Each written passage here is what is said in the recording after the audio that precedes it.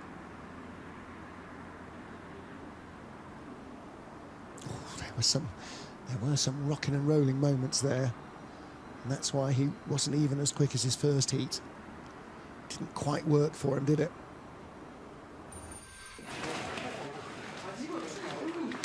Seaman Friedli, though, has the lead, guaranteed a 7th place finish and no worse. 10th and 11th in Beijing, so this will be his best result of the season so far. Now here is the more traditional blue and white. Get it the wrong way around, obviously. In my head, I said white nose and blue panels. It's blue nose and white panels. Mikkel Vogt, Oliver Giger. Behind them, Andrea Orsinger and Sandro Mikkel. Mikkel on the sled with Mickey Vogt yesterday that claimed 2-man gold. Mickey Vogt raced here before in 2020, so he's got reasonably good knowledge of the track. 5.97, right where they started in the first heat, 5.96. Smooth down to corner 4. He's good at finding speed. And that's a driver who knows where he's going and what he's doing. The less you steer, the less you interrupt the flow of the sled, the more you guide it at the right time rather than wrestle it at the wrong time, the more it builds speed down the track. Best speed of all so far. Equals Patrick Baumgartner, quicker than Mihai Tentea, who was still at top speed at the 3rd trap.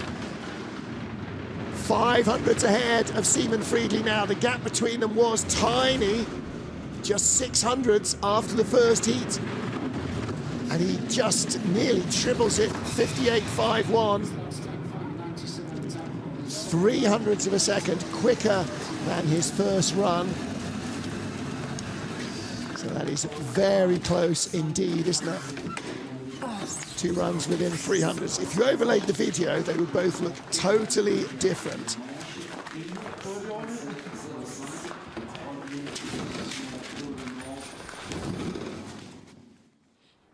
Thomas Lerfing helping with the sled down at the bottom. Very familiar face for many years.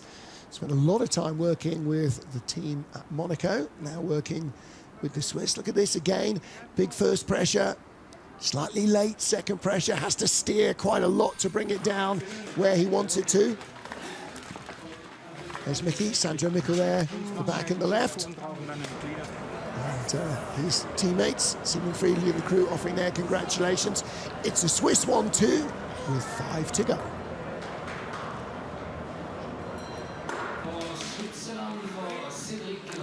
All 3 Swiss sleds racked up together. Seaman Friedli was 600s behind the tie between Mickey Vogt and Cedric Follador. Follador with Nicola Mariani, Dominic Hochschmidt and Gregory Jones. Greg Jones in the back of the 2-man sled yesterday. Now, can they come out as top Swiss crew? It's a better load than their first, still not a good looking load. It was a little bit uncomfortable, that second load. Definitely not as uncomfortable as the first, though. So they'll be watching the video and running through it in their own minds, trying to figure out how to get rid of whatever's going on there before Eagles. Ooh, big first pressure. Skid on the exit.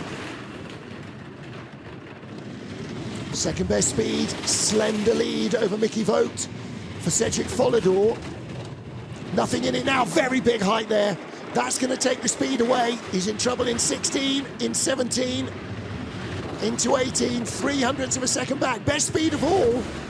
Oh my goodness, which way is this going to go? We're going to have a Swiss 1-2-3, and it is Mickey Vogt who tops the pile. Follador ahead of Friedli. Yeah, that big whip around. Sudden spike in height in 14 and then into 15 and in trouble in 16. That's where it all goes away. Damn it, they thought they had a chance. And maybe just a little bit of trying too hard from Cedric Follador. Just trying to let the sled fly a little too much. Not too bad down here. Again, coming off late. And then big height early on in 16. Comes right back down. He hit the wall on the inside, came up high as well. And there's where the speed started going away. So Cedric Follador in second.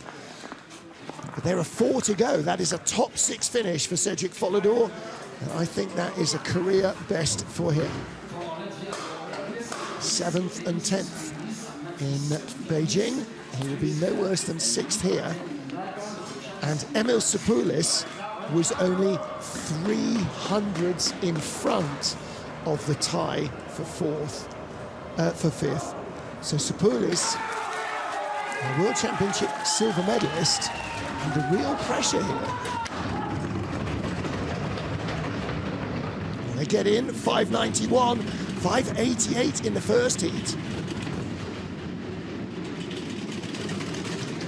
So maybe just trying to make sure that there were no mistakes in the load. Oh, big skid. When you've only got a few hundreds, that may not show immediately, but it is going to catch them. Oh, and again, early height.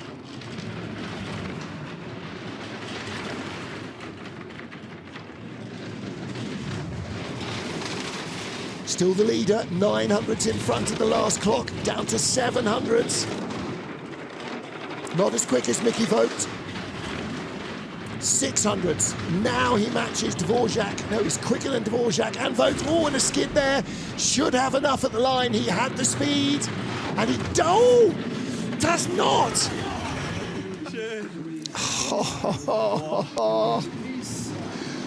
Oh, you see the body language going, oh. Too many mistakes in the run. Just too many mistakes. Nobody's perfect. Francesco Frigi will tell you that until he's blue in the face. Nobody is, no matter how good it looks. Look at this, so early. I don't know, honestly, don't know how he kept the lead so long with that mistake early on. And then here, drifting a little, just a nudge on the wall. Again, that's uphill under the camera into 19. 200s. Wow. Okay. 3 to go. Time for some German sleds. In third place, Johannes Lochner. Won both races in Beijing. In fact, won all 3 races in Beijing. 4-man, 1 2-man. Didn't win the 2-man yesterday. Took the silver medal. Let's see what he's got today. Florian Bauer behind him. And Eric Bruckert at 3. And Big George, Georg Fleischhauer at 4. And these guys were in the little restaurant next to our chalet yesterday. As were Francesco Friedrich's crew, having pizzas. Going to get those carbs in. They looked very happy, very relaxed, all 9-10 of them. Let's see what he's got. Well, he didn't hit the wall, so that's good stuff. 581, excellent stuff. Equals Friedrich's first heat start. Now, he was 3/10 behind Friedrich, but he was only 400s out of silver. Oh, little tag out of 4. Best speed so far. It's fastest start so far, so it really ought to be.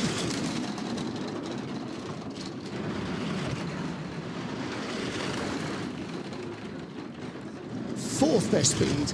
Hansi was the silver medalist here 3 years ago, behind Francesco in the 4-man. Little bit of height there. It's not the tidiest run. 4/10 ahead of Vogt. Adding to that, this puts Adam Amor under real pressure. Long skid down into 19. What's the lead going to be at the line? 4,700s, 58.16. Okay, now let's put that into context. Hansi did a 58.42 in the first heat. If he'd done that run, he would have been 400s behind leader Friedrich, not 400s off second. So it's one loose run. That's the difference between having a chance to win it and not. And that little tag there out of corner 4, out of 3 rather, down to 4, that definitely didn't help. It's a rotation there. Happy Hansi. I think he thinks that's good enough for silver. I think he might be right. Well, now then, how does Adam Amor deal with the fact that the changing room is emptied around him again? And he's now got to go out with only Friedrich left. Adam Amor today with Benedikt Hertel, Nick Stadelman and Rupert Schenk. And his brother Iman was in the two-man sled yesterday.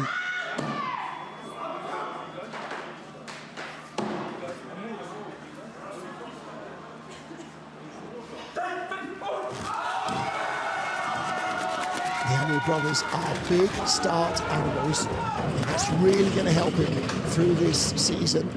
584, that's another blinding getaway. This is proper world-class starting. Equals what they did in the first heat, second fastest in the entire field. And he can obviously drive. So Issam Amor we saw watching in the first heat, I'm sure he'll be glued to the monitors here as well, wishing his brother to win a medal with or without him, because that's what brothers do. He drops behind. If he's second at the line, he is guaranteed a World Cup medal in his first World Cup four-man race.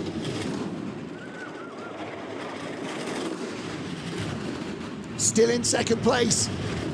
47 hundredths between first and second at the moment. He can crash now and still take a medal out of this. He will be second at the line, 58.31, faster than his first, but Lochner and his crew lead. We will have a German winner. We will have a German sled in second place. Who takes the bronze remains to be seen. But right now, Adam Amor has at least a bronze medal. Again, he did not go to Beijing and slipped out of a chance of a medal yesterday, down to fifth place. I mean, still fifth in your second ever two-man World Cup race is a great result. He and his brother made their debut, I think I'm right in saying, in Sigulda at the end of last season. And this is his first four-man race. There is Adam Amor. He's young, he's fast, and he can drive. He's got what it takes to lead the next generation through, because Francesco Friedrich and Johannes Lochner will not continue winning everything forever. They will go at least to Milan Cortina 26. We'll wait and see exactly what happens then. I think Torsten will possibly hang up his spikes then. Francesco, who knows? But let's see what he's got today. Started 581 in the first heat. 3/10 the advantage over Lochner from the first heat. 576. That's insane. Well, the start record dates back to January 2002. Martin Annan and his crew set it then, and Francesco Friedrich and his boys were just 0.03 of a second away. This is another nice looking run from Friedrich. He can be quite loose sometimes. You see the sled move around a lot. Just means that he's not fighting it, skidding there, but keeping the speed up, not overdriving. The gap is building. Was 3/10 from the first heat. It's now nearly 6/10 into 16. 55 hundredths, more than enough to win this. It'll be his first four-man win of the season, his first gold medal of the season. 58.02. He claims victory in Laplagne, leading a German sweep of the podium.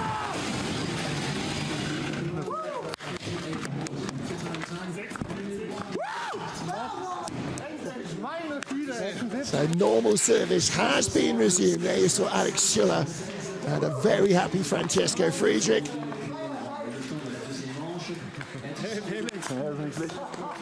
Torsten. There he is. Felix Trapp. Why was he saying our Scheiß? Because they didn't get the start record. You see, I love these guys. I love the things that they do to be better. There's Adam Amor offering his congratulations, and Hansi and the boys will do as well. It's quite a long line of people to pass him on the back. Francesco Friedrich claims his first win of the season in race number 3 in the four-man. Quite loopy, wasn't it?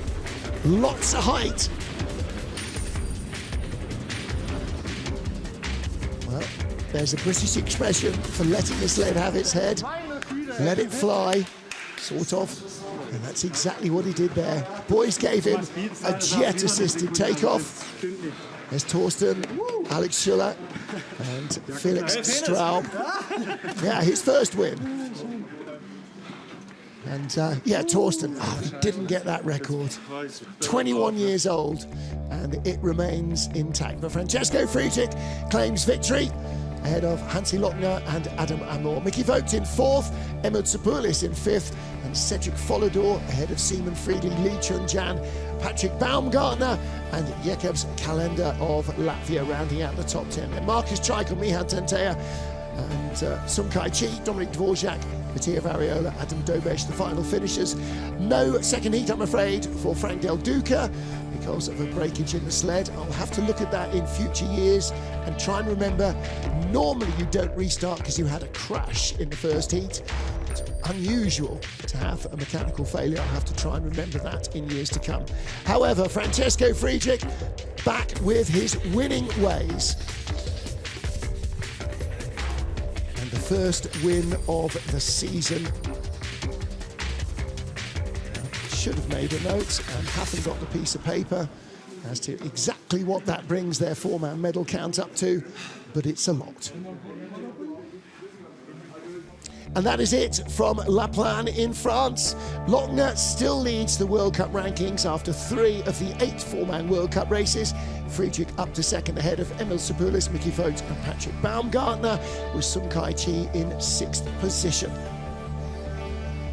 In a week from now, we'll be racing again in Innsbruck in Austria at the Eagles track.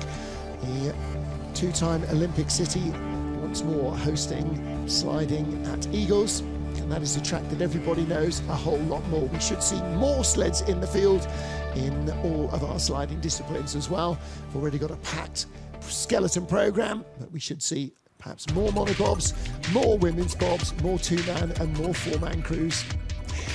Until then, from the IBSF TV crew here in Laplagne, from all the organisational crew and everybody else involved, thanks for joining us. And on behalf of myself, Martin Haven, thanks for putting up with the wretched voice. Hopefully it'll be better for next week. Can't be much worse. We'll see you then in Innsbruck. Bye for now.